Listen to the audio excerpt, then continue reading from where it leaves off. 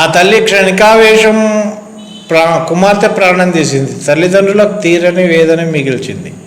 భార్యాభర్తల గొడవలతో భార్య 2 ఏళ్ల కుమార్తెతో సహా బావిలో దూకి ఆత్మహత్యకు ప్రయత్నించింది. చిన్నారి మృతి చెందగా తల్లి ప్రాణాలతో బయటపడిన ఘటన జనగామ జిల్లా గానుగుపాడు శివారులోని ఏసిరెడ్డి నగర్లో బుధవారం తెల్లవారుజామున చోటు చేసుకుంది.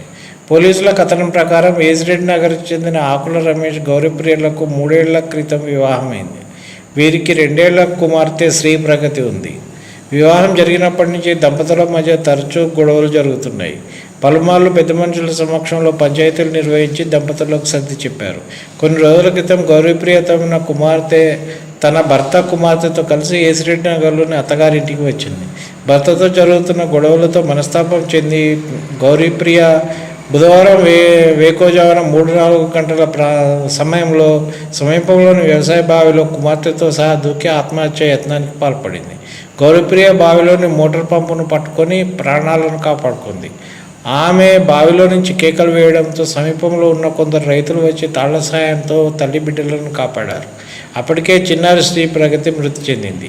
పోలీసులు సంఘటనా స్థలాన్ని పరిశీలించి చిన్నారి మృతదేహాన్ని జనగాంలోని ప్రధాన ఆసుపత్రికి తరలించారు. కేసు నమోదు చేశారు.